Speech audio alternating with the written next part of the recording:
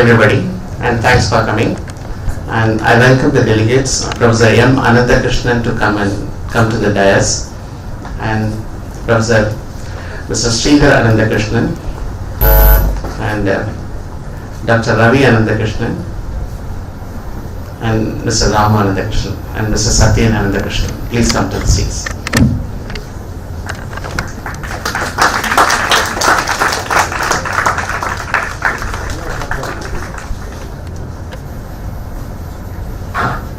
So I kindly request Professor M.ANANDAKRISHNAN for providing a welcome address. My dear students, research scholars, members of the faculty, distinguished scientists, members of my family and friends, it's a great pleasure for me to welcome all of you. You know, it's something that my 90th year being celebrated.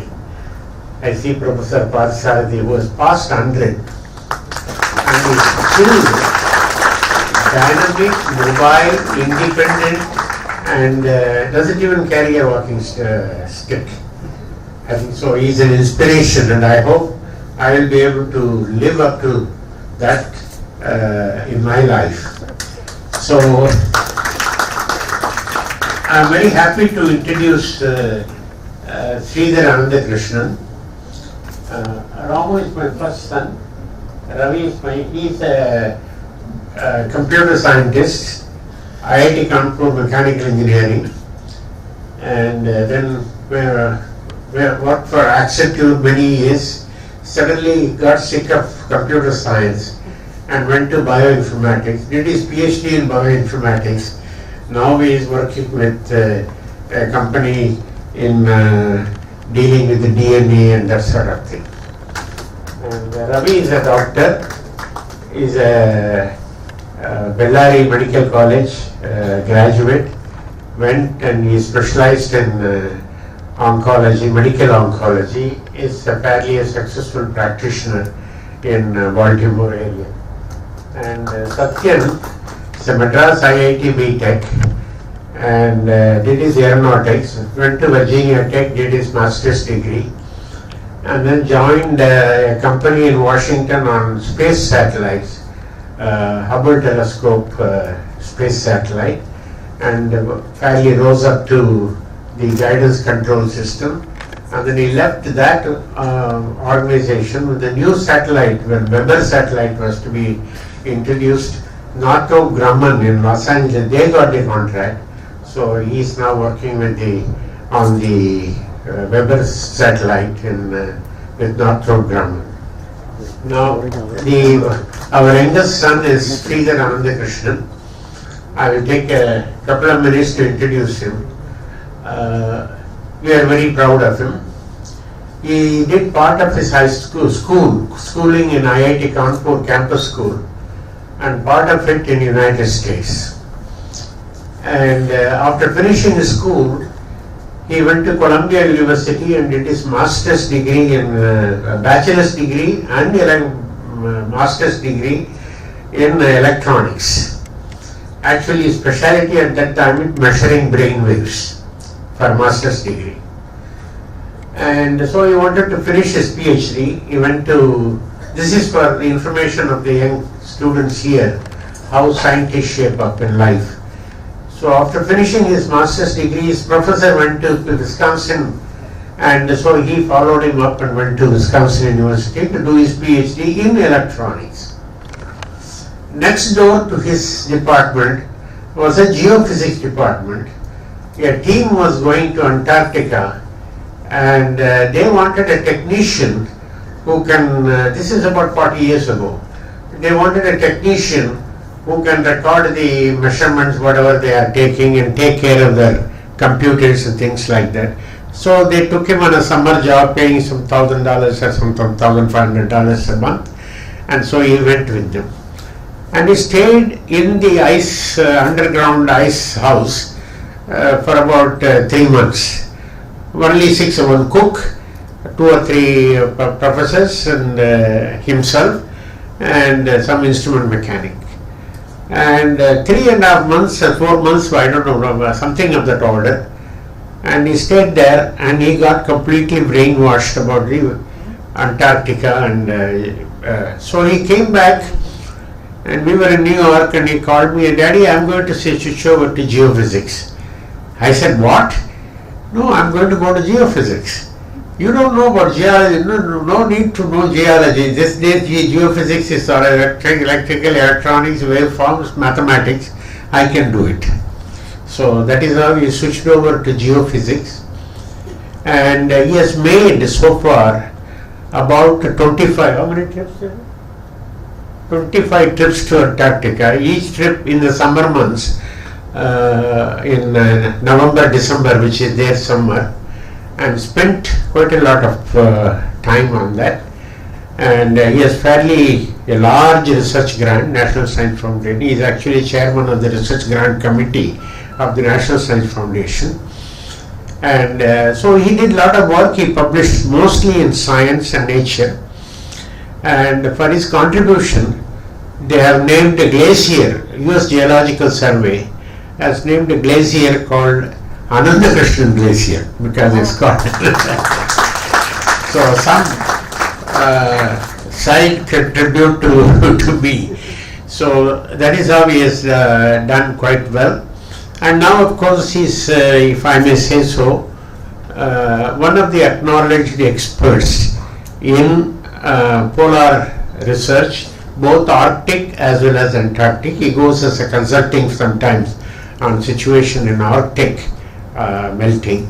And so he's, now finally, the reason for his trajectory in his life, starting as an electronic engineer from campus school to geophysics, electronics and geophysics and all of that, is mainly because, and I am very proud to say, the way the children were taught science in the campus school.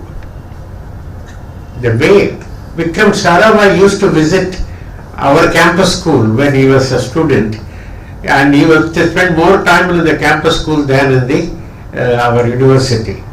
And the teachers were motivated, they were inspiring, and till the end he had the passion for science and not so much for electronics, engineering. As Indian parents, we were pushing him to do electronics and engineering, but his heart was always bent upon doing science and science. And now I will introduce you to, request Sridhar to make his presentation.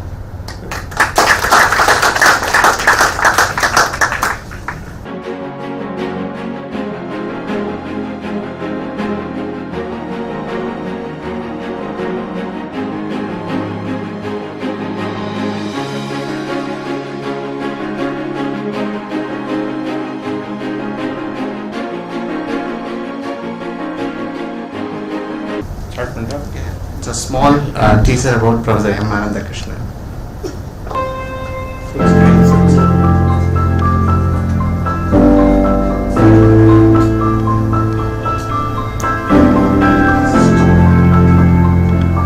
Switch over.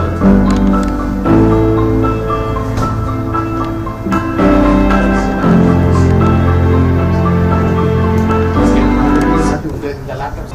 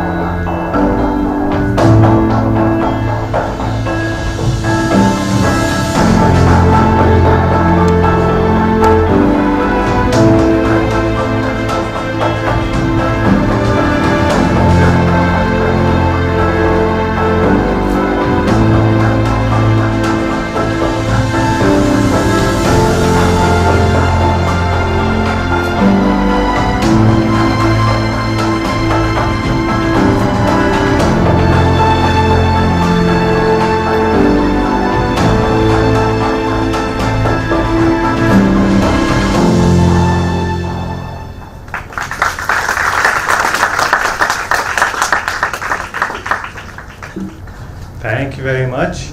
It's a great pleasure for me to be here. I'd like to thank the organizers of this symposium. Obviously, my father, Dr. Anandakrishnan, for whom this lecture series endowed lecture series is being held. And I hope that over the years you will continue to come to other subjects as they are made. In addition, I'd like to thank Mr. Nanjayan, Mr. Chalapan, Mr. Anand, who have been so instrumental in making this. I'd like to thank all of the distinguished visitors and faculty. In particular, I want to thank all of the students for taking the time to travel here and to see what I have to say. So I'll be telling you a little bit about Antarctica and about climate change and so on. And any questions that you have, please feel free to ask me. Maybe at the end of if there's something which you don't understand immediately, something I'm very unclear, you can ask me for clarification right away. Otherwise, you can wait until the end and then you can ask me the questions. So this will be a conversation that we can have about this. As my father just said, my journey is starting from school where you are now, where I had great interest in the world around me. And that is where all inquiry begins. You have to look at nature, you have to look at the air and the water and the sky and ask, how does it work? And that's fundamentally what scientists do. They look around and they ask, how does this work? And can we understand better what is going on here? And then that has led to the work that I'm doing. Okay, so please, I encourage you to continue your studies onwards into whatever field interests you. Do not always go in the direction that is most practical, and sometimes doing something impractical is also eventually useful. So I'll follow up on that as we go along. So I'll show some pictures here and some pictures at the end, but I want to give you a little bit of information also about Antarctica along the way. So I'll be talking about human-caused climate change. So this is a photograph of a small airplane called a Twin Otter that is landing on the Antarctic ice sheet. This is where we live, in those small tents on the surface of the ice sheet. And this encapsulates so many things about Antarctica. It's very flat, it's all covered with snow, and humans are not a natural part of the landscape. There are no people that live there. Those that come have to come temporarily in the summertime, and then they have to go away. So they have to come in an airplane like that, they have to live in those tents and then go away. There are no cities, there are no houses, there's no farms, anything like that. So in a way, this kind of symbolizes what Antarctica looks like. So I'll be telling you a little bit an overview of glaciers and ice sheets. How many of you have studied a little bit about glaciers and ice sheets? Some of you have. Some of you have had an opportunity to see. You all know where Antarctica is. If not, I'll show you a map here. Talk a little bit about the causes of warming and climate change, and then the consequences. So this is a map of the globe. I hope pointer come. So this is a map of the world. You can see on the top there, obviously Africa, India, Asia, Australia on the bottom side, Indian Ocean there, Sri Lanka, Madagascar, so on. On the bottom, I've just taken that same map and I've rotated it, so you can see Antarctica is there on the bottom. So that is the continent of Antarctica. How many people know where Antarctica is? Everybody knows. Excellent. All right. So Antarctica is there at the South Pole, and these are two views of the planet. One looking at India, one looking at Antarctica. What I did is I put the two one on top of the other to give you a sense of the size of the continent. So here we have the outline of the country is here, and then overlaid on it is Antarctica. So you can see it stretches from almost over here. And so I have overlaid a picture, a map of Antarctica. The South Pole is right over there, and this is the whole continent. And now this is the same continent, but overlaid on India and Nepal and so on. And you can see it stretches all the way over to the Persian Gulf, all the way from China down to below Sri Lanka. It's an enormous place.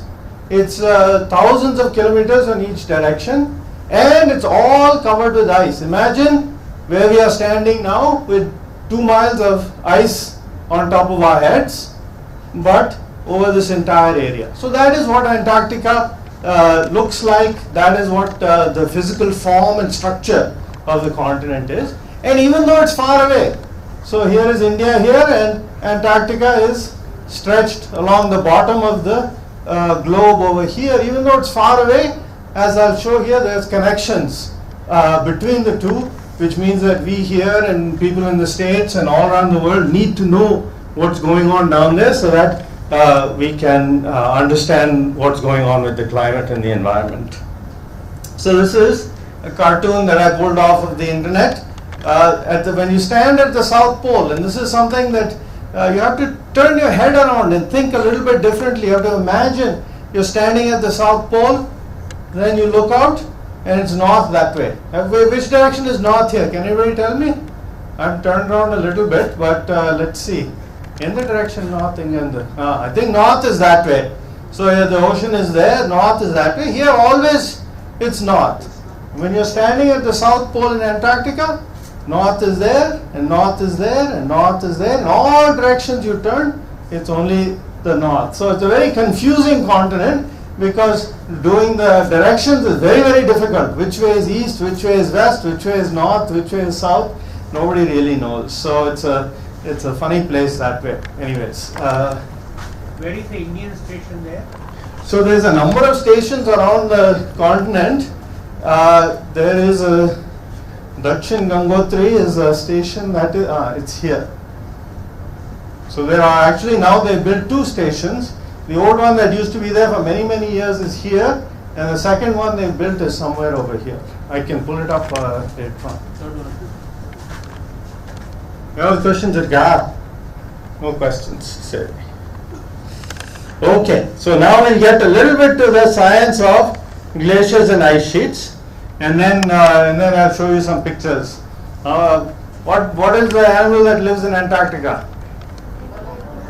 Penguins. So I'll show you pictures later on of penguins. You have to sit through this, and then you'll get some good pictures.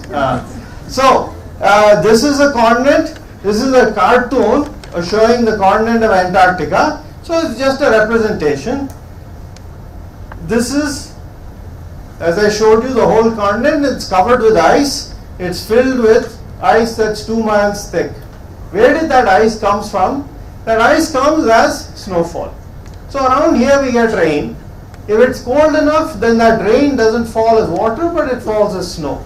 And because it's at the South Pole, the sun doesn't shine as brightly, and so it's much, much colder at the South Pole. And so the precipitation, instead of falling as rain, it falls as snow. Okay.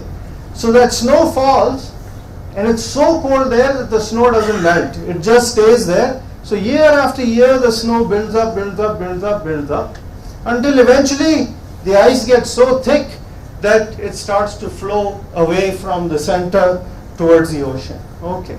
Where did the snow come from? So where did the water come from that comes as snowfall? Can anybody tell me? Yeah, somebody has an answer. Oceans, exactly. So the water evaporates from the oceans, and then it falls as snow here, and then the ice flows back to the ocean, and then the icebergs melt, break off, melt in the ocean, and then return this water, and this is a big cycle. It just goes around and around. You get evaporation, snowfall, flow of the ice, melting, and then again evaporation, and so on. So everybody has that picture in their head. How many people have seen the movie Titanic? Are there any more? Is it still popular, this Titanic movie? Yeah, I guess it is. Everybody's seen it. These are the big icebergs that come, except instead of coming from Antarctica, they come from Greenland, and then that ship went and hit those big icebergs, and it was a big disaster. But that is the cycle. So ice comes, originally it comes as water from the ocean, it lands on Antarctica, and then it returns again, and that's a big cycle. Okay, so now I'll give you a small analogy. Hopefully it will help you to understand this. Most of us One day all of you will get jobs and you'll have some income, you'll become lawyers and doctors and teachers and so on and so forth, and you'll have some income. And then you have books that you want to read and food you have to eat, and you want to go on trips and so on, so you'll have some expenditures. But if you're smart, if you're clever, if you're careful, you won't spend all of your income on your expenditures. You'll have some savings in between, right? You're all going to be very responsible, and you'll have some savings you'll put in your piggy bank every month. So there'll be some difference, and your piggy bank will be nice and fat and happy, right? How many of you have a piggy bank, or at least a savings account? Good. So most of you have a savings account or something, and you're putting a little bit money in there every month. So the difference between these is good.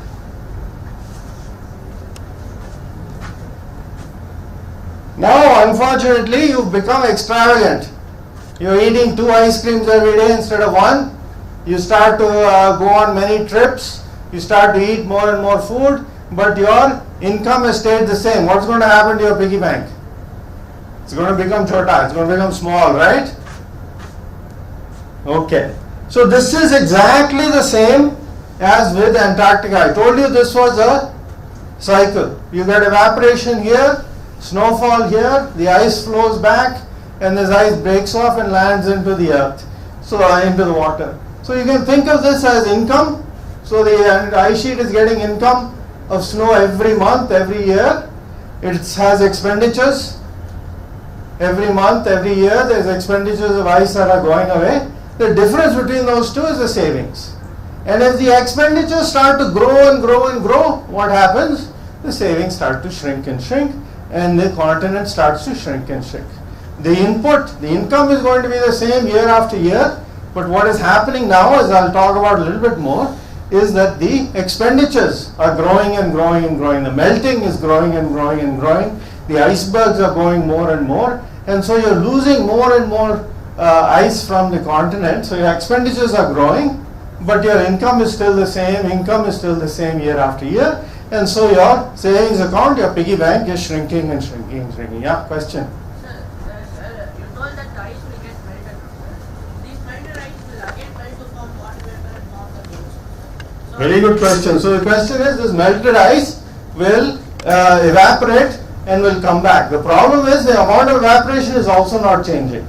So you're putting, so you can think second cycle here, you're getting water, ocean, ice is coming into the ocean, water is leaving the ocean, but now you're putting too much ice into the ocean, you're not removing enough. What is going to happen? So I ask somebody else, you can sit, we'll ask somebody else. You're putting more and more and more ice into the ocean, evaporation is still the same, nothing changing there. What will happen to the ocean? Water will go up, nah? Right? So that is this whole cycle. Then water, and I think I even have a piggy bank cartoon for you here, which I don't need because you already understand it. There is a balance, what we call, between the ice sheets and the ocean. All of the water on this planet is in one of two places basically. It's either in the ocean or in the ice sheet. Those are the two places that water, there is chota mota, small amounts of water in rivers and lakes and so on and so forth, but that's a tiny amount. Most of the water on this planet is either in Antarctica and Greenland or in the oceans. And it's a fixed amount of water. If you take the water away from the ice sheets and put it into the ocean, then the ocean will get bigger. And vice versa. If you take the water out of the oceans, then the ice sheets will become bigger. And this balance is what has been disrupted over the last few decades. And as the oceans get bigger and bigger, then unfortunately that leads to sea level rise and a lot of consequences associated with that. So here are some of the impacts of sea level rise. As I said, ice is basically in two places in the continent. In the planet, in the oceans. So these are all the oceans: Atlantic Ocean, Pacific Ocean, Indian Ocean, so on and so forth. So there's water there, and then there's water in Antarctica, which is in the form of ice, and there's water in Greenland, which is in the form of ice, And those are basically the only places that there's water on this planet. There's some water in the rivers, there's some water in the ocean, in the lakes and so on, but for the most part this is it. And as you shrink Antarctica, as you shrink Greenland, then the oceans, more and more water is going into the oceans because you're not removing it from the oceans. It has nowhere to go. And so then, as you make the oceans more and more large, then you get sea level rise. How many people know where this is? Mahabalipuram, right? So this is the temples in Mahabalipuram. It's only about 50 kilometers from here. And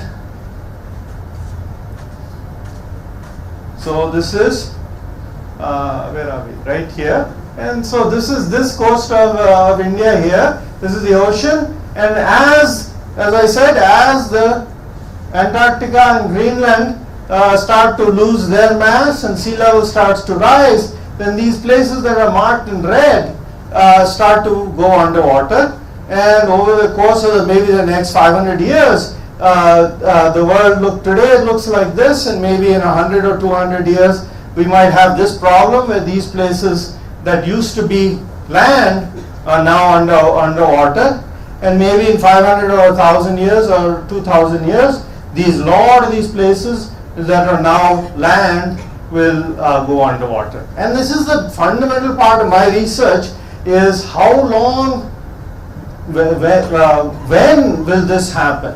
Or will it happen? What is going on with the glaciers in Antarctica that will cause this, and how long will it take? Will it take 100 years or 50 years or 500 years? That's fundamentally the research that we're doing. And to solve this problem of how long you have to wait before you get these huge problems in Bangladesh and Bengal and even here on the coast of Tamil Nadu, to answer these questions here, you have to go far away. You have to go to Antarctica, you have to go to Greenland, because the reasons for the sea level rise are not local, the reasons for the sea level rise are far away. So how much sea level rise is going on? So I don't have very many graphs in this talk. This is one of the few that I have. So this is a plot from 1992 to current times, and this is sea level rise, how much sea level rise has gone up, and it's gone up perhaps about 3 millimeters over the per year, something like that. 3 millimeters is not a lot, right? So this is about 3 millimeters, and that's how much sea level has gone up per year. So it seems as if it's not a big problem. Unfortunately, this problem could continue over the next 100 years, leading to as much as a meter or possibly as much as 5 or 6 meters over the next century, depending on what goes on. So this is what sea level looked like in the past, and this is today here. This is a projection. In the future, we don't know what sea level will do, but maybe it will go up as much as a meter, maybe it will go up as much as 1.5 meters. And there's some danger, as I'll talk about a little bit more, that it will go up by 2 meters or go up by 3 meters. Now, how much is 2 meters? 2 meters is this gentleman here, who is my father. He's on the coast in Mahabalipuram. He is about 2 meters tall. So if sea level goes up by 2 meters, then all of these beautiful temples will be underwater. So that is something, and obviously far inland in all these areas. So that is fundamentally the research that we have to do. How likely is it that water will go up by 2 meters in the next 100 years? 100 years is not that long a time, right? As my father said, this is his 90th birthday. And there's a gentleman here who's over 100 years old. So you can see the connections even over the course of that time.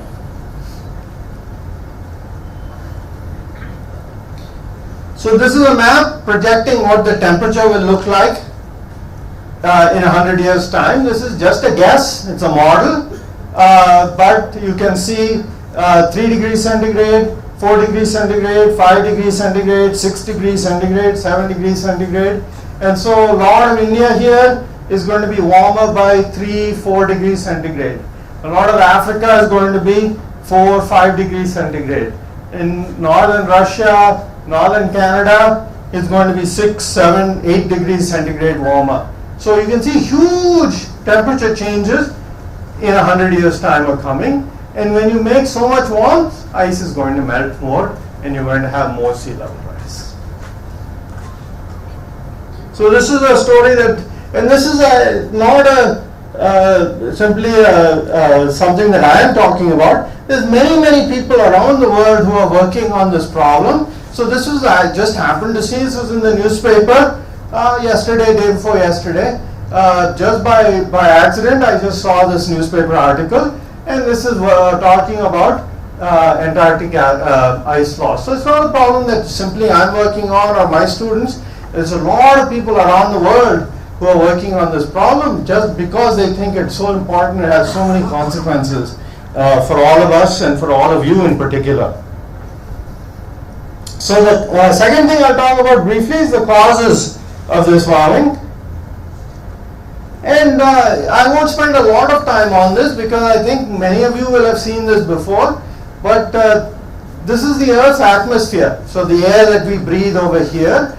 And the Earth's atmosphere is made up of a lot of gases, mainly nitrogen, but also some oxygen and some carbon dioxide in small parts.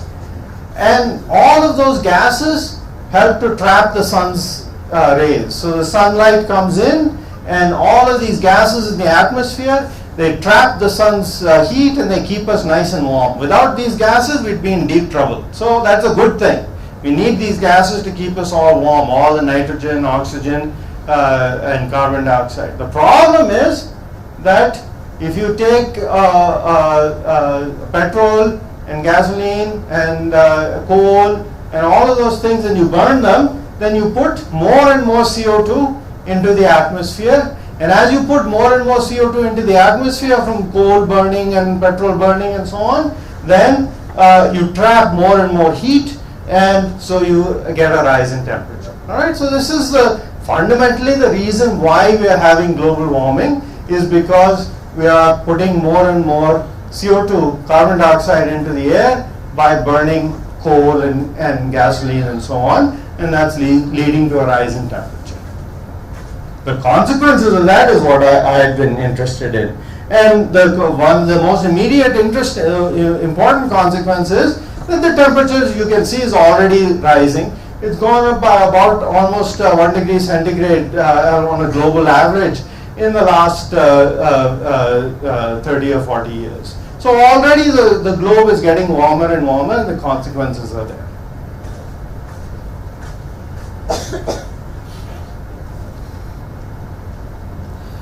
So I'll take you to Antarctica.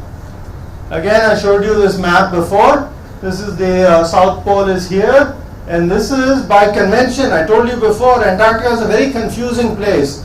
This is a South Pole. Every place is north, and so what is east, what is west is very is a matter of convention.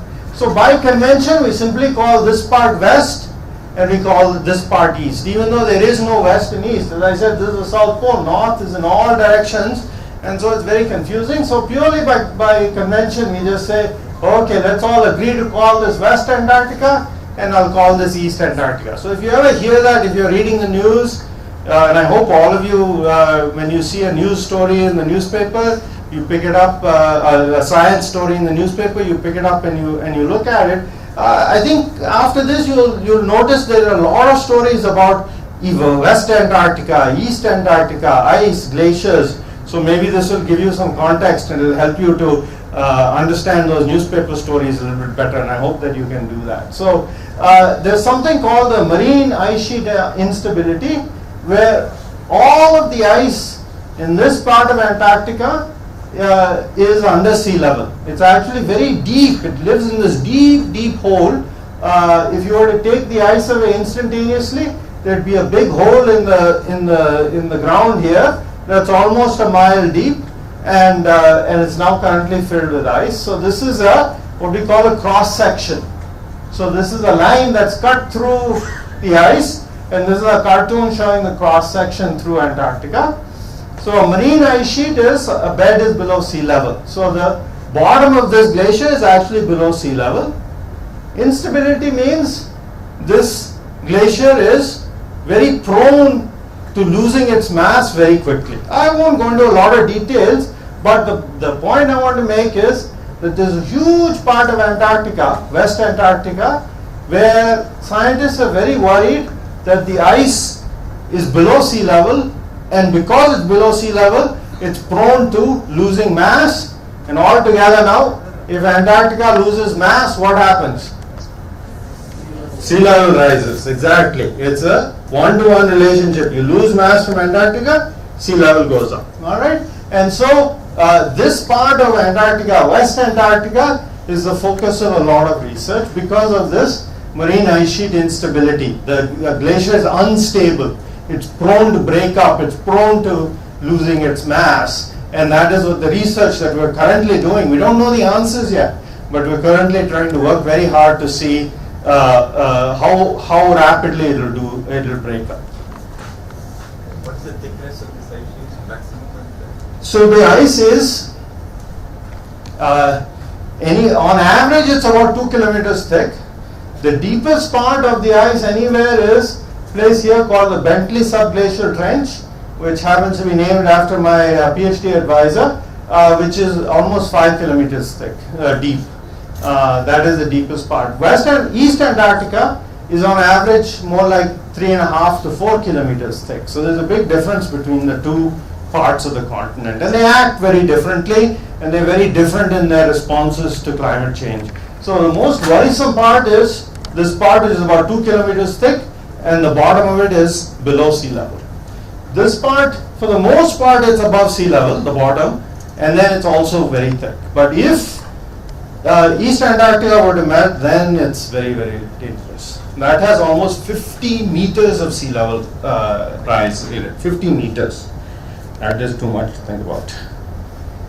So these are some of the places that I've been in Antarctica, in these places, and all of these are places that are prone to melting, prone to loss of ice. This is again West Antarctica and East Antarctica. And so now this is the area of most interest right now, is a place called Thwaites Glacier, which flows, again as I told you before in that cartoon, you get snowfall in Antarctica, the ice flows to the edge of the continent, it melts and goes into the ocean.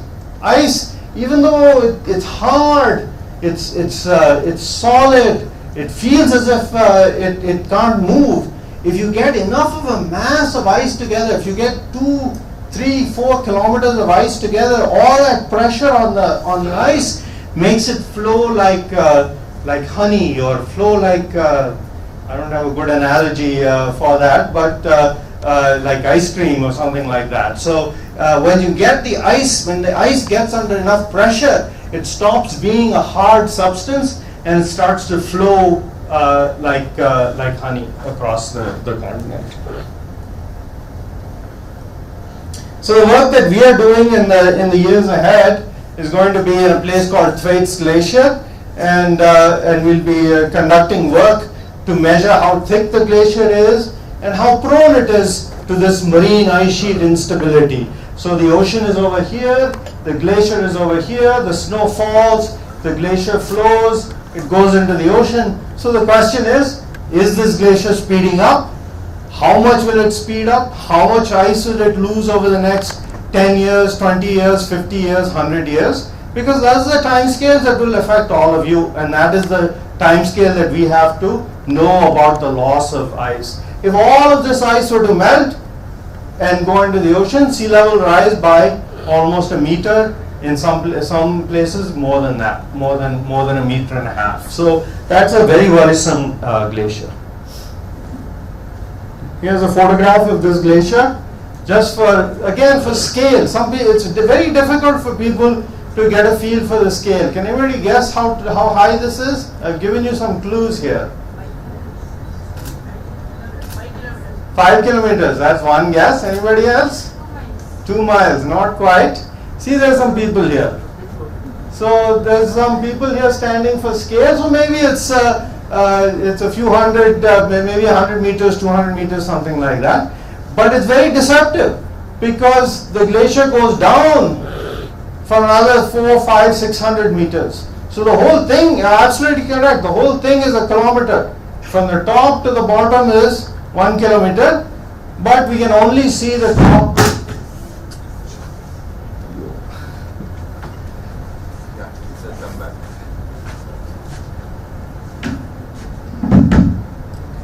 This thing is too slow. That is the problem.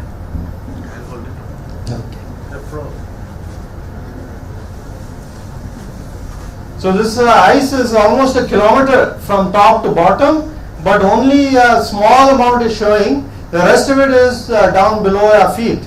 And so you can see this, the size of these glaciers is enormous. We'll take the next one. Thank you.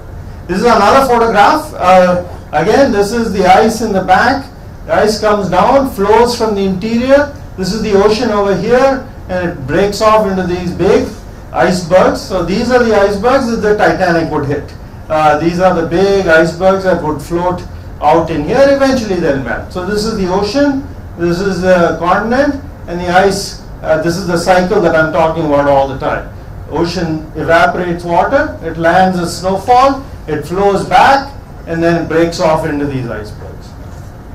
So again, I'll show you a cross section. If you cut through this in this direction like this, then you have a cartoon that looks like this. You have ocean over here, glacier over here, and then the bed is down here. And so this is a very simplified picture of what a glacier looks like, but this is what we're trying to understand with our project is what are the properties of this bed. How thick is the ice, how fast is the ice flowing, and so on and so forth. Alright, so I think I'll skip that one. So I'm just going to end with a few pictures. Again, it's very difficult to sense the scale of this. This is almost a 300-meter high cliff. It's absolutely enormous. This is the ocean here, and this is the glacier here. It's like nothing that you've seen before. Yeah.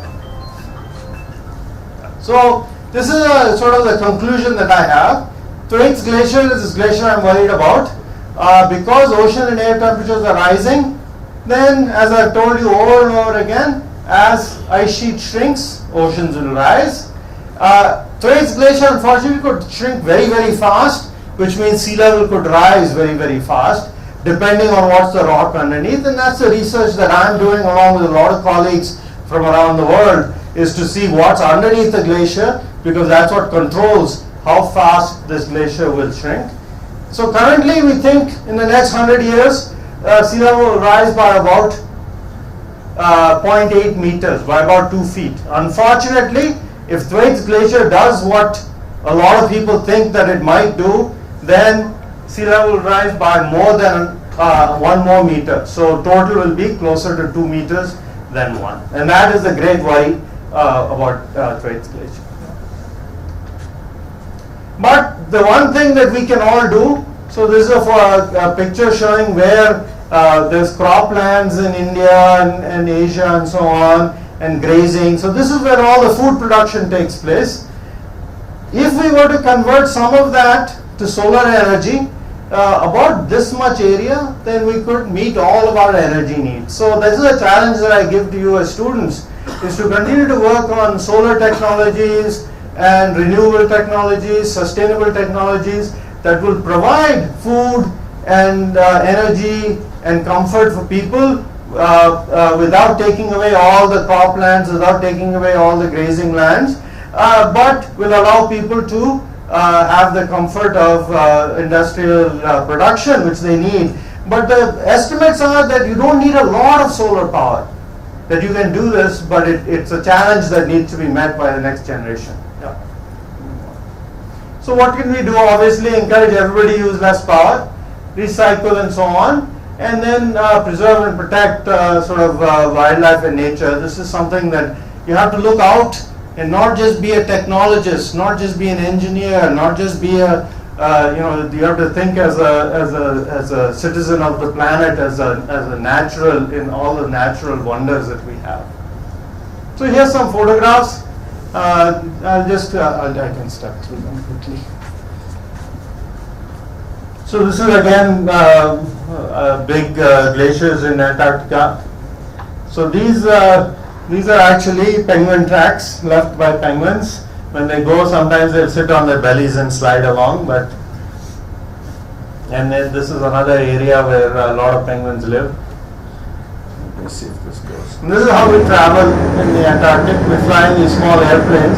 You can see the surface is all broken up as the ice is flowing, because I told you before, the ice flows. As the ice is flowing, in some places it will break up into these big holes, or what we call crevasses. And it's very difficult to travel on the surface here, and so you have to fly over it in an airplane. And this is another place that I went to, and this is a small island that we're trying to look for a landing spot, and so the pilot is circling around and around. But you can see a beautiful icebergs in the background, the ocean, wildlife.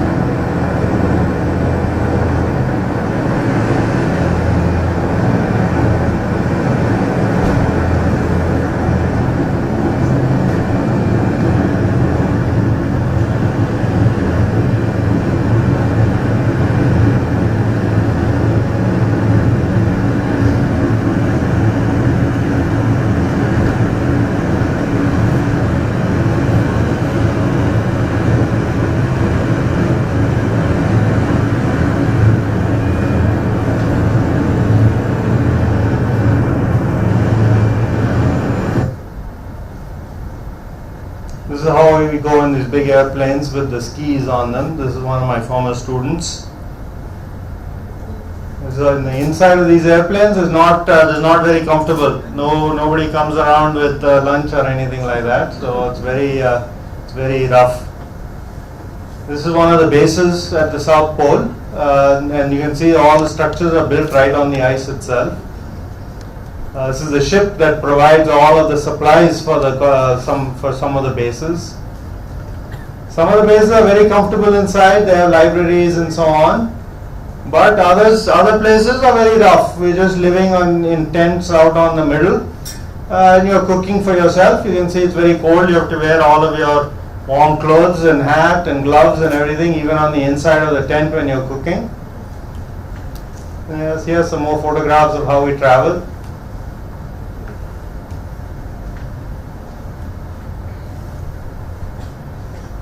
This is in a not so nice day when the wind is blowing. You have to put on all of your. It's quite ironic. Outside it's 40 degrees, and here it's minus 30 degrees. So it's quite a big change between what it's like there. These are some penguin. A penguin. This is an emperor penguin. You can see they're very well adapted. They can just walk on the surface of the snow. We are not so well adapted. We need to have buildings and shelters and clothes and so on. But it's a good place to work, and if you can do what you enjoy, you can do what you love, be happy when you're doing your work, then these are all my colleagues, and these are some more of my colleagues, and so this is a very enjoyable work. I'd like to thank my family and all my students, and I'll be happy to take any questions that you have.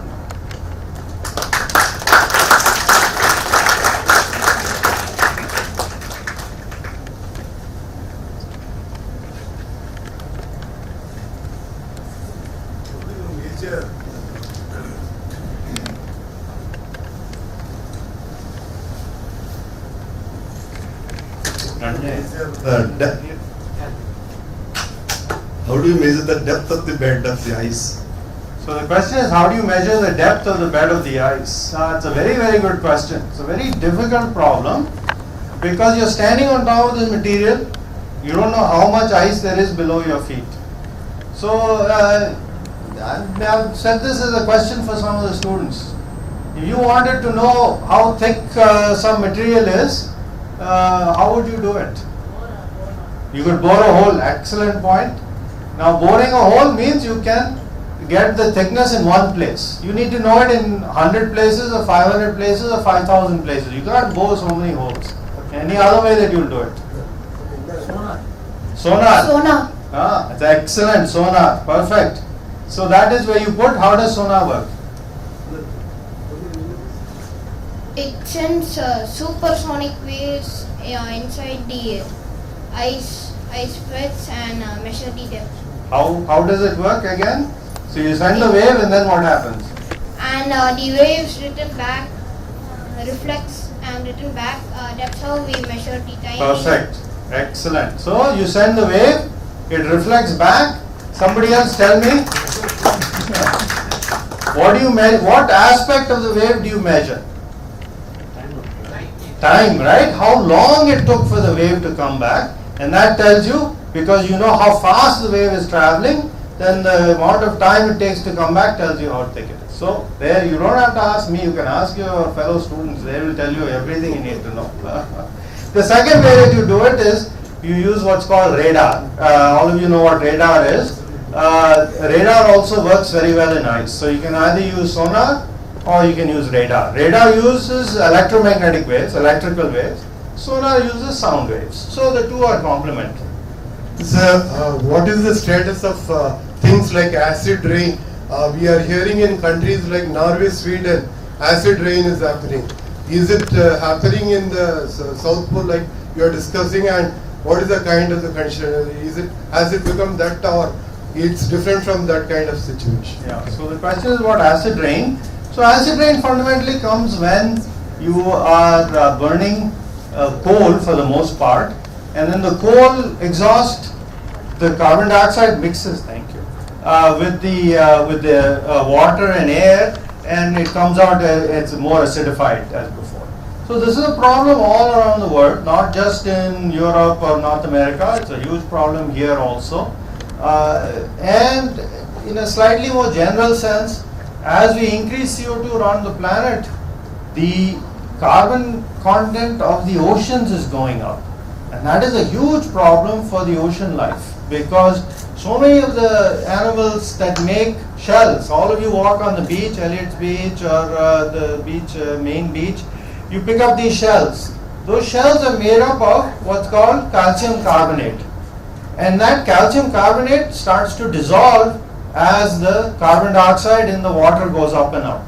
So that calcium carbonate, which is a protection for those, for all of the animals that live in the water, they are having more difficulty. The shells are starting to break up more quickly. Corals, coral reefs, all of you have seen pictures of coral reefs. All of those are very dependent on having relatively low carbon dioxide in the water. So as the carbon dioxide goes around the world, you get acidification of the oceans, which has effects on all of the marine life as well. Is the Arctic ice melting faster? So the question is the Arctic ice melting faster? Right now, almost all of the melt of ice is actually in the Arctic. The Antarctic is not losing as much ice in aggregate as the Arctic is. The Arctic is losing much more ice. Going forward, that is going to switch. The Antarctic will start to, if our models are correct, then the Antarctic will lose more ice, and the Arctic will continue to lose ice, but the Antarctic will take over. But right now, there's much more ice being lost from Greenland than there is from Antarctica. As the temperature rises, the amount of ice that melts also increases. So the size.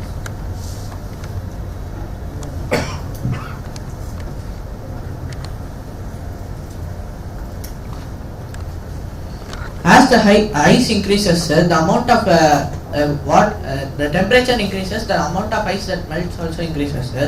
So when the amount of ice that melts, it also again evaporates to form clouds, no sir. The clouds, it gets evaporated and condenses to form clouds, no sir. So it gets a balance of the amount of water at the sea and the ocean as well as at the clouds, no sir. Yeah, so the question is, as the temperature rises, then you get more melt, but you also get more evaporation, and that's absolutely correct.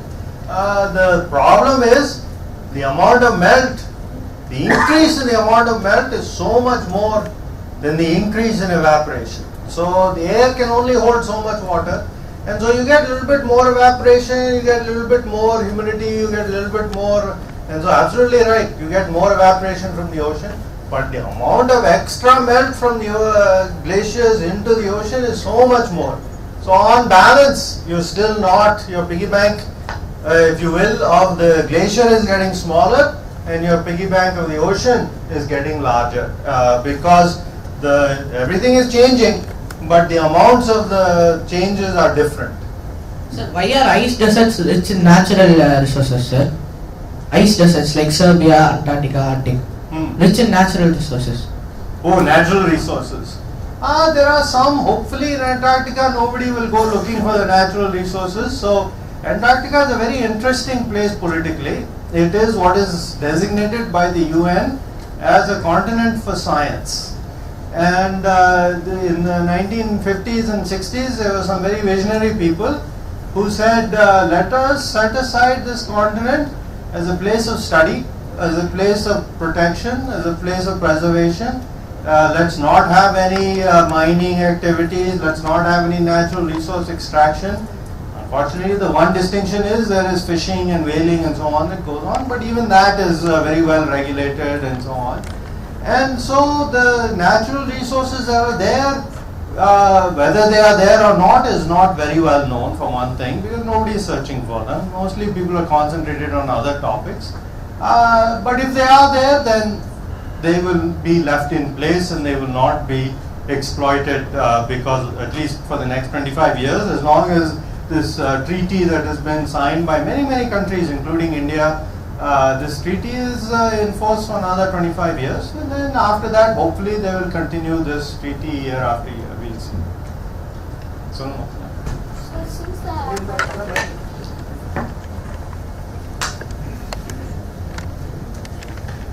So since Antarctica is a confusing continent, what sort of GPS system do you use to move around the places? So the question is, how do you navigate in Antarctica? And I think I told you it's a very confusing place. Which way is north, which way is south, which way is east, which way is west. So back before, you won't believe this, there was a time before cell phones, there was a time before GPS. Can you believe it? I remember that. And before there was GPS, we used to navigate with what is called compasses, and you would also do what's called celestial navigation. So if you go outside and if you look at the sun, the elevation of the sun, and you look at your watch, so you say, oh, it's 12 o'clock, you look at the sun will be at a certain elevation in the sky. All of you have had some example or some experience with this, I think, with your studies and so on. You probably looked at that. And that's what we used to do. We used to look at the sun and say, where is the sun in the sky? And that will tell us which direction is north, which direction is east, which direction is west. This was before GPS. Now we have GPS, and so then it works the same way as it does around here, except we don't have any street markers or any cities or towns. All we have is coordinates. So many degrees east, so many degrees north. And so then we look at the map and then we travel on the basis of using just regular GPS. So during those days, if there was too much fog content, what you would do, sir? You can't see the sun. Then you would just sit in your tent and you would read a book. So this is an excellent point. What if it's cloudy? What if you can't see? There's two reasons for sitting in your tent and reading a book. One, of course, is you can't navigate in the old days. Now with GPS, you probably could navigate because you don't need to see anything. You can put on sunglasses and you can just look at the GPS. But can anybody tell me why you don't want to just blindly go walking around Antarctica? Lost. We don't get lost. We have GPS now. You get frostbite, but let's say you have a nice heavy coat. You have no problem with the cold. Did I show you some pictures? Think of some of those pictures that I showed you. Would you want to be walking around in this without seeing anything? So if you just, let's say you couldn't see a heavy fog and you started walking here, then you would just fall into this hole and you would just disappear. You would never be seen again. So you have to make sure you can see where you're going. Even if you have a perfect GPS, you can run into a hole, and so don't go traveling outside just because you have a good GPS. Some questions from over here? Yeah. Deep down, you might find the presence of methane. What will be its effect on such glaciers? Okay, that's an excellent question. So methane is formed by the decay of various organic matter in the absence of oxygen. So if you go there's methane that's deep inside the earth in swamps and so on and so forth. In all these places in the earth, there's ethane. If you go up into Siberia and Canada, there's a lot of methane that is trapped in the permafrost there. And as you get warming and as you get removal of glaciers, then that methane is starting to be released and it goes up into the atmosphere. And in the same way that CO2 is a warming gas, methane is also a warming gas. And so the consequences of that are very similar. You get warming and you get more and more loss of habitat for animals, you get more and more loss of glaciers, you get increase of sea level. So methane acts in very much the same way as CO2, but for the most part it's a naturally occurring gas that is being released from a lot of places, and it's also quite worrisome. Some of you might have seen there were some news stories in the last maybe 6 months or so of these big mysterious craters that were forming in some places in Siberia and so on, where the methane was coming out in these big pulses and it was forming these big craters, and that is what I think what you're referring to. Yeah, so it's a good question. How did you get interested in this topic, sir? How did I get interested in this topic? So as was indicated, I was doing my studies in engineering and I went to Antarctica. I went here and they put me in an aeroplane and they flew me out and they said, yeah, where is this port, and go and put this instrument and make sure it's working and so on. And I asked them why. Why should I put this instrument here? Why should I why are you here? Why are you here in Antarctica? And my colleagues told me, this was many years ago, 30 years ago or so, they said, these glaciers, they're flowing. I said, what are you talking about? We're standing on this solid piece. It can't be flowing. See, I did not have the opportunity like you to hear a talk like this. I didn't know anything about glaciers. They just said, build this instrument, take it, put it on the ice. I said, okay. I want to go, I want to see. So it just was fun one summertime. But they said, oh, this ice is flowing. I said, how could this be? It's a solid. And they said, slowly it moves, maybe 1 meter a year, 10 meters a year, 50 meters a year. And they said, we think it's speeding up. That was the instrument that we were using, was to measure how fast the ice is flowing and so on. And then I said, why? And then this whole story that I gave you today started to come out. Oh, the glaciers lead to possible sea level rise, to changes in the coastlines and so on. And I got very interested. And either I could go and work for Wipro or Intel or Google or Microsoft or something, and they would have been very happy. I'd make a lot of money. Or I could do something which I thought would be helpful for a lot of people, but also be enjoyable for me. As I showed you, I showed a picture of me jumping on the ice because I love doing my work. I just enjoy it.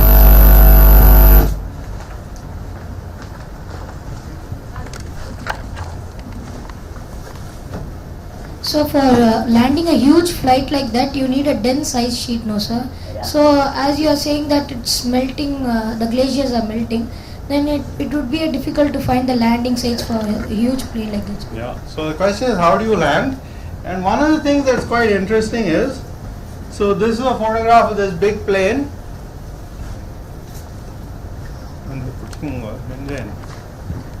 Renjan, sir. Yes. Can you hold the... Thank you. As you can see, this, I don't know if you can see it here, but this thing here, that's a ski. Everybody know what a ski is, right? So it's these long sticks that are flat that you put, and the reason they're flat is they take your weight and they spread it over a large area. So even though the snow is somewhat soft, if you're just standing on it, then your feet will go in. But because you're standing on this large ski, there's actually 3 skis on this airplane. Because this airplane is standing on these 3 large skis, the weight gets spread over a large area, and so then it doesn't sink down it. And it the other side of it is, these large skis have a lot of friction, right? So it's you have this huge board that is being dragged across the surface. So you get this huge friction from that, and so then the airplane has some difficulty taking off and landing. And so you have to balance those 2 things. If you make the ski too small, then the airplane will sink into the snow. If you make the ski too big, then the airplane will not be able to take off because it's got too much friction. So it's an engineering problem, and aeronautical engineers, they work very hard to try and solve this. And as the conditions change, as the surface gets warmer and you get different snow conditions, then we'll have to use different kinds of skis. So that's a very good point that we'll have to worry about.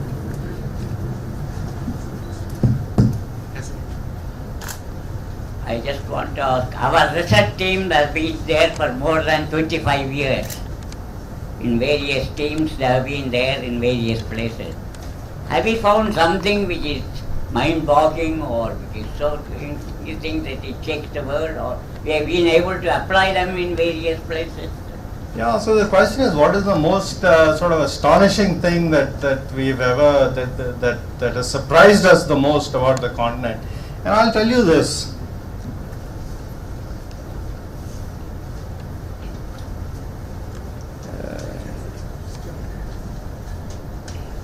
I just want to get a map. Okay, this will be fine.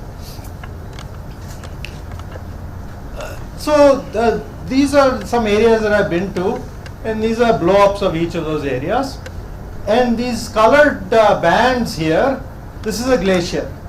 So this is a glacier that's flowing in this direction. And the colors represent how fast the glacier is going. In this case, maybe 100 meters per year or 200 meters per year or something like that. And this one is moving also at 200 meters per year, and this area is not. So these are fast flowing glaciers, slow flowing glaciers, fast, slow, so on. Okay. 30 years ago, when I started studying glaciers, what you would read in the textbooks, what everybody was agreed on, there was absolutely no question, was that the speed of glaciers cannot change quickly. So it's flowing now 105 meters per year. You come back and measure it in 10 years, it will maybe have changed to 106 or 108 or a small amount. There is no way that you can speed up a glacier or slow it down too much. That was the consensus. Everybody agreed on that. It was written in the textbooks. All of the theory agreed with that. What we found over the course of the last 20 years is these glaciers can change their speed enormously. They can go from 100 meters per year to 500 meters per year over the course of just a few months, and then they can change their speed back again to their original condition. Some glaciers in Greenland have more than quadrupled their speed in a decade. These are all things that when I started, theory, wise men and women, everybody sat down and agreed this is impossible. Glaciers cannot change their speed so quickly.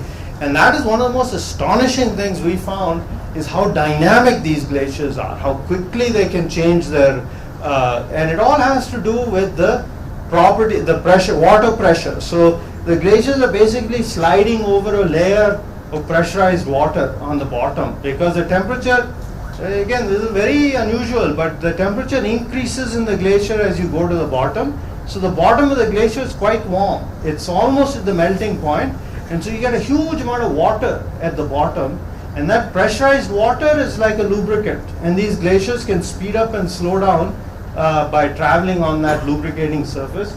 And that was something that was very unexpected. That was very, and it was the advent of some of these things like GPS that allowed us to measure with precision the speed of the glaciers, that allowed us to find out about some of these phenomena. But that is to me the most astonishing thing, is how dynamic these glaciers are. But one more thing, we said the ice is melting about 20% on account of sea, air and temperature. But I find that bigger powers like America, China are misusing it for mining minerals and other things, and then exploiting them. And also China, I saw yesterday, a few days back, a film where they are using it as a tourist destination, and thousands of Chinese are going there during summer and exploiting, misusing the place. And the penguins touching them, they say they will even be looking for a different habitat in terms of it. Therefore, which is the authority which will prevent them from misusing like this in terms of it, and available only for research purposes? So that is as in all things, this is a human construct. This is a political construct. This is an economic construct. The Antarctic Treaty is something that is an agreement between people, and some people are more cognizant and more careful and more willing to abide by this agreement, and some people cheat basically. So the area of cheating is most in fisheries. There are a number of places around the continent where you can go fishing, and you can pick up, and you can also kill whales, which there's a number of countries that do both of those things. And that is the area that has to be policed most carefully, is to try and make sure that more and more fishing boats don't start to go to Antarctica, and we continue to protect that. But so this, you can only do so many things. These are all scientists there. They don't have authority to prevent these boats from coming. It's the governments of those boats, like the Chinese, the Koreans, the Japanese, the Indians, the Americans, that have to say to their boats from their country, no, you can't do this, no, we're going to fine you. And so that it is a continuing problem. There are people that cheat, there are people that do the wrong thing, but at least there is a system in place, a treaty in place that says this is a continent for science, you should not be doing these things, you should not be abusing it, you should not be polluting it, you should not be doing things that will harm it. And there are people who don't do the right thing, but there are systems in place to try and prevent that. It's a compromise. We have to balance these things, but we keep pushing to try and do the right thing. Sir, as we seen the Thwaites Glacier and yes.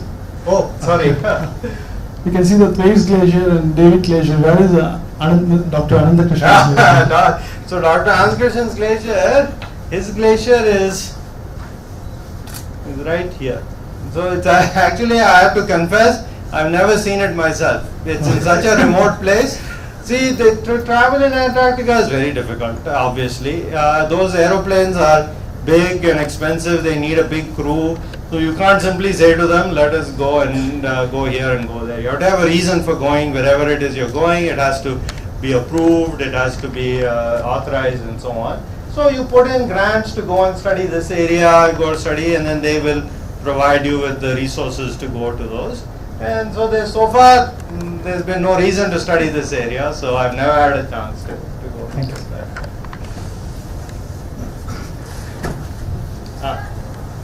Yes.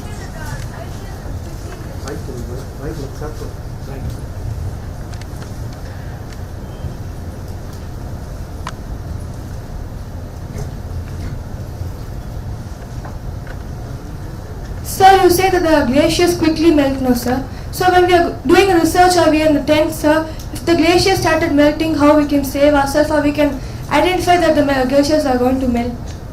Yeah, so the question is, how can we be safe in the field if these glaciers are so dynamic and if they are melting?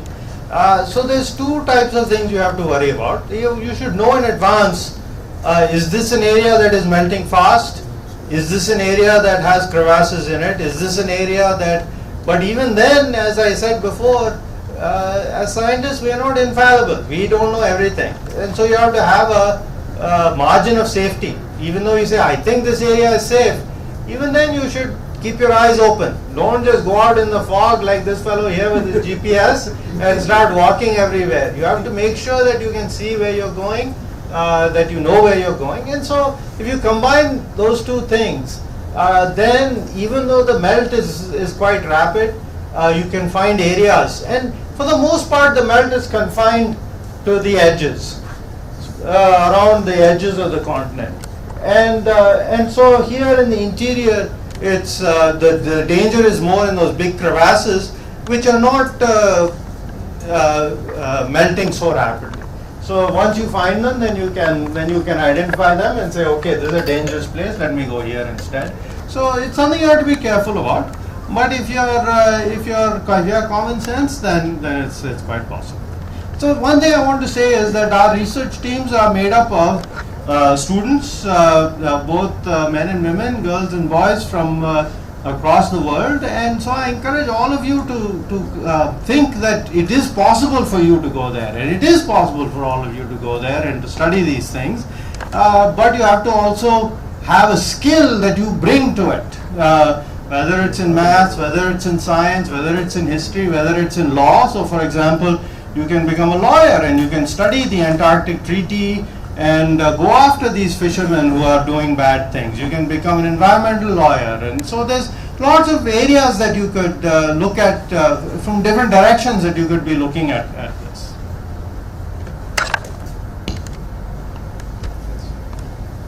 Has anybody? One sec, sorry. Go ahead. You told that the western part is more important in studies. Mic use, mic.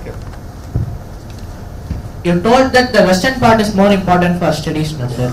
But previously you told that both the Indian stations were in the eastern part, no, sir.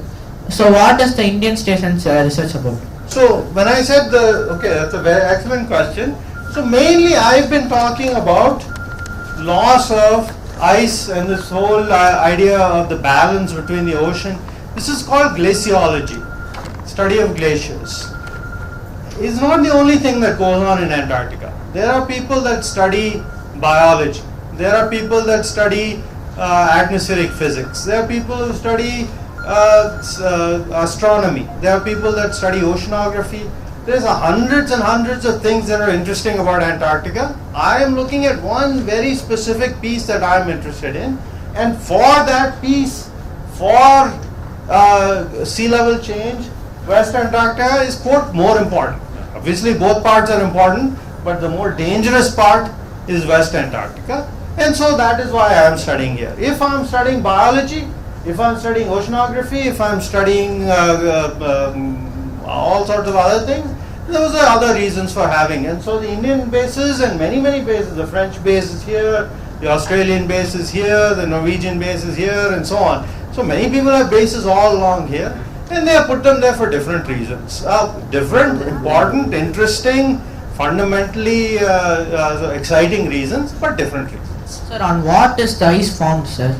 On what substance is the layer of ice forms and solidifies? Yeah. So on rock. So this is just different types of rocks. So the geology there is it's obviously very different. Around here you have places that have granites and basalts and so on, and there are some places that have that, some that have limestone, some that have different things. So just like here. So imagine for some reason in Madras it got very cold, minus 20 degrees, minus 30 degrees, minus 50 degrees. Instead of the rain that we had last night, it came as snow. Then it would land on the surface and it would just sit there. And then the next year you'd get more snow, and then eventually you would build up a glacier, the Madras Glacier, Chennai Glacier, that would flow down. So you can build a glacier anywhere, it just depends on the temperature. So there was a question here. Have anybody looked at the tectonic and underground volcanic activities of the two poles? Yeah, so the question is about volcanoes and tectonics, and there are actually a number of volcanoes that are active. The most important one, the most sort of prominent one is called Mount Erebus, which is right here, and that's where the main base is that we go into. So every year we fly right past this volcano. So, and there's a number of subglacial volcanoes spread throughout West Antarctica because it's quite an active tectonic area. It's a spreading. The two parts of the continent are moving apart due to the tectonics, and so there's a lot. PhD thesis on it? What's that? Your PhD thesis? Yeah. So is there any special training, physical and mental, to go there and do research? I'm sorry. Because you need to stay for three or more months. Yeah. There. Before going there, do you have any training, special training, mental, physical, preparedness? Yeah. So the question is about training. The main training is about sort of practical things. How to make sure you're staying safe in the field, how to use your equipment, how to, as the young lady asked, how to make sure that you are staying safe with travel over the surface and so on. Because it's a relatively short period of time, 2 months, 3 months, we hope that if anybody is having difficulties, that it's a short enough time that we will come out. There are some people that stay for a year, 2 years, because they are doing, they're maintaining the bases. And I think they are more serious screening for them, for making sure that they can stay for the 2-year period. But for us, it's such a short time that most people don't have any difficulty with. The difficulty is more in physical and attitude, making sure that you're happy about what you're doing, that you're not afraid, you're not unhappy, homesick, something like that. Obviously, a lot of research is going on. A number of stations are there for several decades now, at least 2-3 decades now. Is there any documentation available on how waste is managed in this way? Okay, so that's an excellent question. So the question is, how is waste managed in Antarctica? And obviously there's different kinds of waste. There's packaging waste and food waste and human waste that all has to be accounted for. So as part of the Antarctic Treaty, there is an organization called COMNAP, Commission of the Managers of Antarctic Program or something. Anyways, so these are the people that are responsible for approving new bases, for example. So somebody wants to put a new base in a location, they'll bring an application to COMNAP and they'll say we want to put it here, and here is our plan for managing all of the waste. Here is an environmental impact statement saying that there is no wildlife rookeries that we're going to disturb or something like that. And as part of that, they have to either have a sewage. The main problem is human waste, because all other packaging waste is brought up. There's no question. You bring something, you take it back. So all physical garbage is all taken out and shipped out. But human waste and urine and things like that, you have to have some sort of sewage processing facility in your base that will reclaim it, and then you can discharge it back into the ocean once it reaches certain standards. So there's a whole series of protocols that have to be met before a new base is allowed to be built. And then they have inspections, annual inspections, where as part of this Antarctic Treaty, you can go and verify that people are meeting their environmental standards.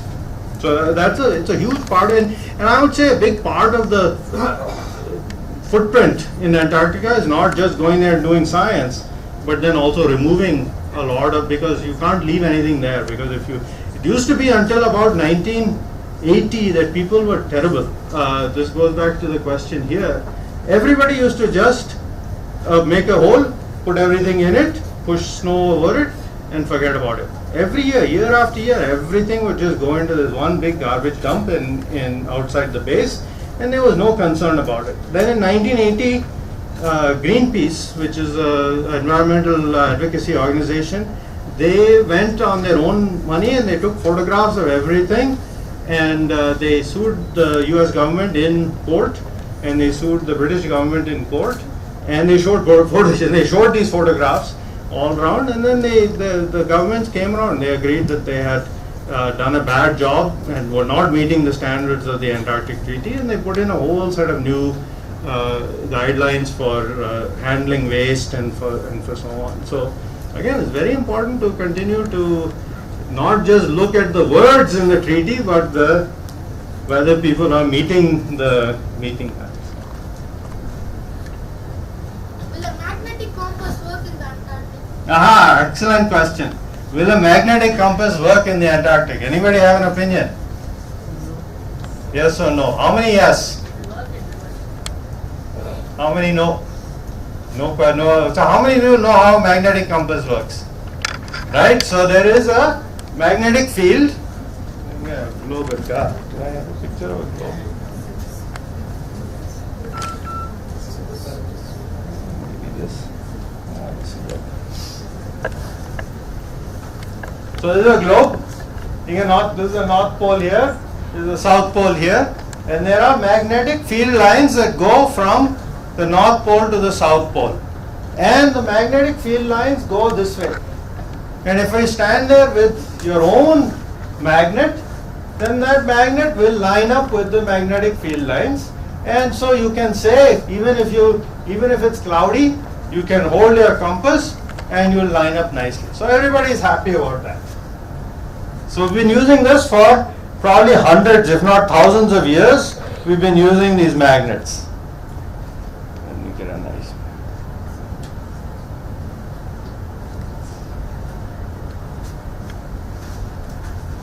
Here's the South Pole. The magnetic South Pole. Does anybody know where the magnetic South Pole is? I doubt it. Even I had a hard time finding it. The magnetic South Pole is here. And so, if you stand here with a compass, in fact, the compass will not point to the South Pole, it will point over here. This is a big problem if you're using a compass to travel. If you're standing here and you're hoping that the compass will point to the South Pole, it won't. It will actually point to what's called the magnetic South Pole, which is here. Now, this is not a problem if you're in India. In India, if you're looking from India towards the South Pole and the magnetic South Pole, they're almost in the same place. So you don't worry about it. You'll say, okay, this is south, and that will work. So you're so far away that the South Pole and the magnetic South Pole are almost at the same place, and so everything is fine. But when you're in Antarctica, you want to know where the South Pole is, then you need to know where the magnetic South Pole is. So the compass works, but it gets more complicated, more confusing. You have to correct for this difference between where the South Pole is and the true magnetic South Pole is. It's called declination. If any of you are in Scouts, hopefully they still do this in Scouting, they'll teach you how to use a compass, how to use a map, how to use when you go out if you go out hiking in the countryside, you're given a map and you said, you go now and find this road, find this river, find this hill, using just the map and the compass. It's a very useful skill. And to use a compass is a very useful thing for all of you. Even if you have GPS like this fellow here, even if you have GPS, it's good to know how to use a compass. And you can use a compass here, but it has some complications. Very good question.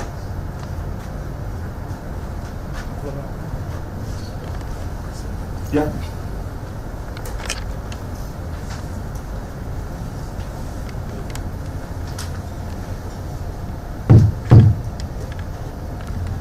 Sir, if we are standing in the magnetic South Pole, if we see the compass, what it will show, sir? So the compass is just a needle, right? So compass is a chota needle which has a North Pole and a South Pole, and that needle will line up with the magnetic field lines. As you get closer and closer to the magnetic South Pole, those field lines get closer together, and actually they start to dive into the earth a little bit instead of going parallel. So all that happens is your compass gets more difficult to read, that's all.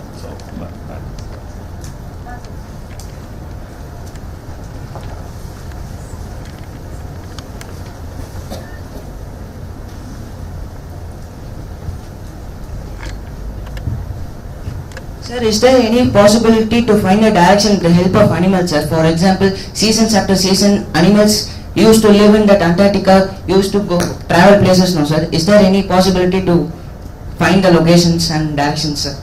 Yeah, so that's a good question. So the question is, many animals migrate thousands and thousands of miles, tens of thousands of miles from using natural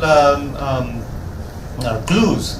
And the question is, how do these migrate? So birds will fly from actually here in Tamil Nadu. There's a lot of birds that spend the winter here, and then they'll fly back to Siberia, to Russia in the summertime, and then come back and forth. And so these are long distances they travel without GPS, without any natural aids. And it's still somewhat of a mystery how they do it, but it's probably because they're very observant. They keep their eyes open, they can recognize natural landmarks, they can see where the sun is, they can see which direction. They use celestial navigation, they use natural clues, and so all all of the tools that all of us should have. A lot of these birds have have mastered and have become experts at, and we're just not very good at it. We have to use artificial means, and so we have to do the best we can. We can't do as well as birds can. Is fundamental. So we can follow the birds, no sir. So like observing those which are traveling in which direction, we can see through that, and we can also travel. Yeah, if they're going the same way you want to go.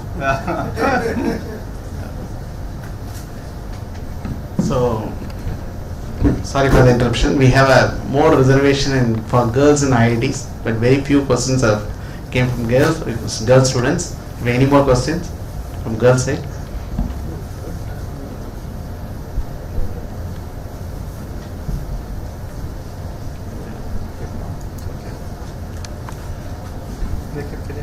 Okay. Any other questions?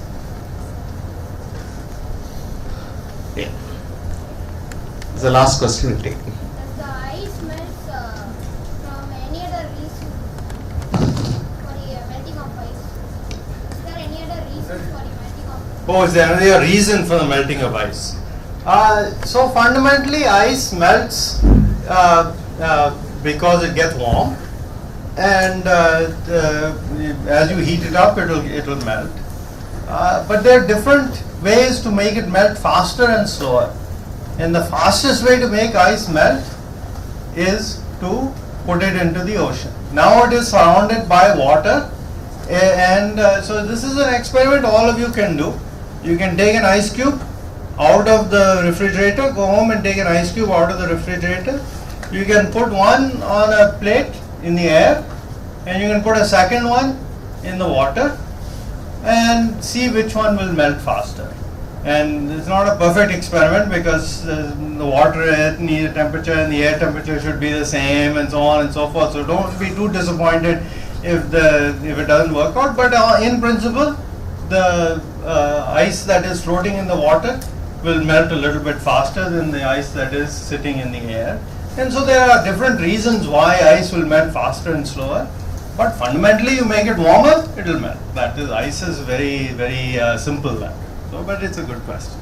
And does the melting of ice affect the animals over there? So a lot of animals depend on the ice for their habitat, and so it definitely affects them. So the penguins, they spend their time standing around on the ice. If there is no ice, then it becomes very difficult. So we need to make sure that Antarctica remains intact, if no other reason than for the penguins. Thank you. Good question. Now we kindly request Dr. M.ANANDAKRISHNAN to give a vote of thanks. The wonderful talk, right? Give him a hand. I personally enjoyed it very much. I learned so much from the talk. That was great. Thank you very much. I also want to thank the organizers, Netijan, Ananthan. I don't know who all were involved, but it was well done, well organized. Thank you for that. And lastly, I'd like to thank all the students that came today, particularly the students that asked the questions. If all the students that asked questions could stand up. I know you ask questions. Please stand up. Give them a hand.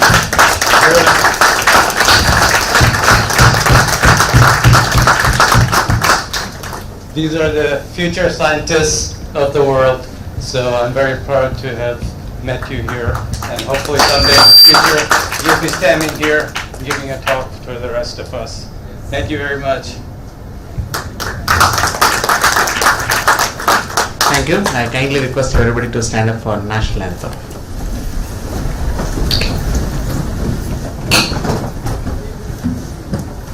जनगण मन अधिनायक जय हे भारत भाग्य विधाता पंजाब सिंध गुजरात मराठा द्राविड उत्कल गंगा विंध्य हिमाचल यमुना गंगा उच्चल जलधि तरंगा तव शुभ नामे जागे, तव शुभ आशीष मांगे, गाहे तव जय गाथा।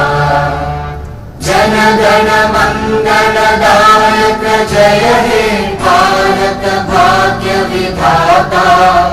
जय हे जय हे जय हे जय जय जय जय हे।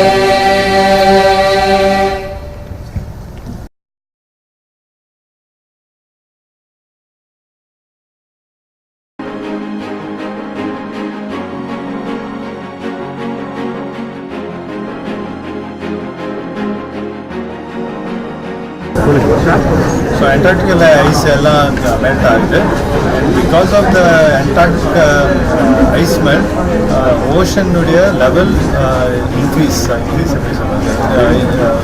going up, அதிகமாகுது. And the problem is a global problem. In Madras, this is a problem. Bangladesh, all over Sri Lanka, all over the world. So this is a very problem. In the next 100 years, sea level maybe 1 meter going up. And the reasons for that are fossil fuel, coal, petrol, adiyala burn panadhu, carbon dioxide atmosphere la pogudu, and on the temperature